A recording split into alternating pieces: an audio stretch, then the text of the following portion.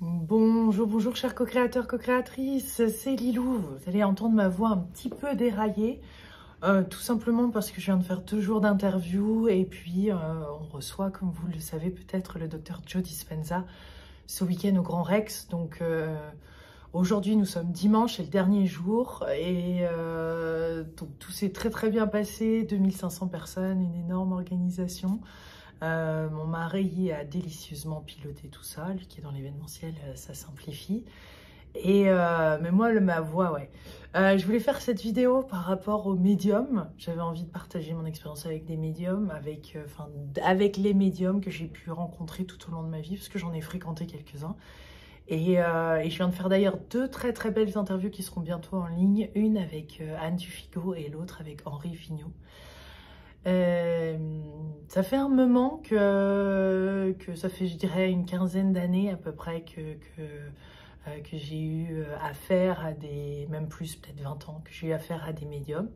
Médiums et clairvoyants, hein, voyants.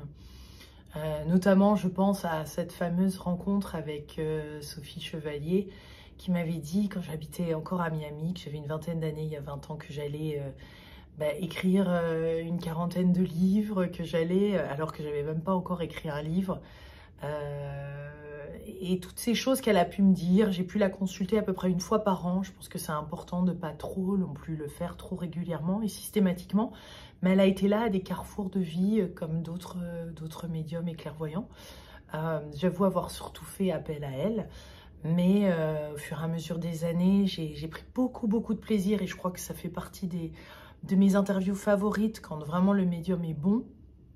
Je pense notamment à Henri Vigneault et à Anne Duffigo, Monique Jorland, les plaisirs de les rencontrer, de les interviewer, de leur parler et de pouvoir partager tout ça avec vous, quoi, et qu'on puisse s'enrichir de leur monde, de leur contact avec l'invisible.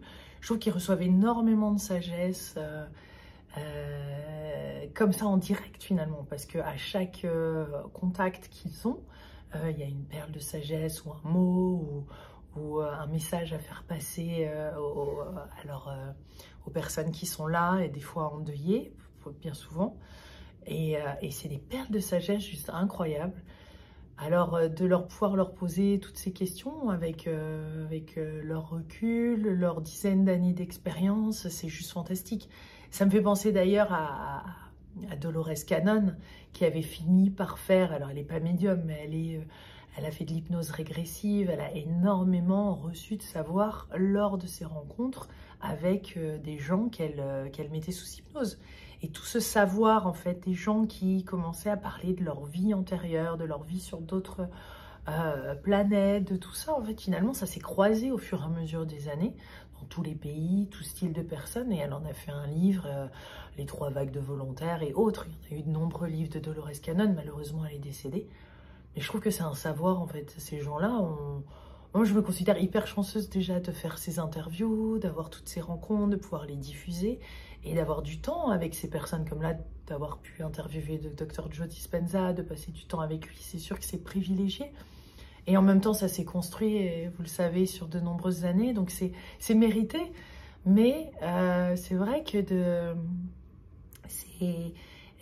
toute forme de thérapie comme ça, qui est en lien avec cet invisible et fait l'intermédiaire, forcément ces gens-là reçoivent énormément. Et en même temps, ils reçoivent aussi, ou ils ont reçu, surtout ceux qui osaient s'exposer, hein, je pense à Henri Vigneault ou à d'autres, tout comme le chiro énergéticien que j'ai pu interviewer, Claude Portal. Pareil, ça a été un des premiers chiros en France, vous pouvez vous imaginer à quel point il s'est pris des flèches dans le dos. Et ça fait partie du truc. Moi-même, je m'en suis prise énormément à faire les vidéos, à mettre ça en ligne, parce que ça se faisait pas d'aller avec sa caméra, ça se faisait pas de demander des donations. À l'époque, je demandais des donations pour pouvoir le faire. Et je regrette rien de cette aventure. Et c'est vrai que ça m'a soutenue d'avoir ces messages des médiums, des fois, de clairvoyants, d'avoir ces contacts avec l'au-delà ou à travers Mikid, je pense à Emmanuel Coutable ou d'autres qui ont pu faire l'interface comme ça, ou Davina Delors, qui peuvent faire cet intermédiaire comme ça pour recevoir ces informations-là, vous voyez, qui peuvent être précieuses. Je pense que c'est tout aussi important de choisir un médium, de choisir un thérapeute qui fait lui-même un travail de développement personnel. C'est important pour nous tous sur Terre. Mais si on ne fait pas vraiment ce travail au-delà de se connecter spirituellement, vous voyez, à un moment, il faut aussi travailler sur se remettre en question aussi, enfin, se poser, pouvoir changer, évoluer, recevoir le feedback des autres, oser le recevoir aussi, et puis transformer ça. Et pour un médium, comme le disait d'ailleurs très bien Anne Tuffigo et Henri Vigneault, c'est vrai que ça les oblige à, sinon c'est pas... Il manque un truc et sinon leur personnalité peut interférer dans le message qu'ils reçoivent de l'au-delà, de l'invisible. Donc moi j'adore ces contacts médiumniques. Je pense qu'il ne faut pas non plus en faire de trop, mais de temps en temps, à des carrefours de vie, quand on a besoin de guidance comme ça et de messages, c'est bien de se laisser soutenir par l'invisible. Et puis je trouve qu'il y a plein de personnes qui consultent, je pense à des personnes connues qui n'en parlent pas, et ça serait bien qu'elles le fassent encore plus parce que c'est important d'oser le dire, d'oser en parler aussi autour de soi.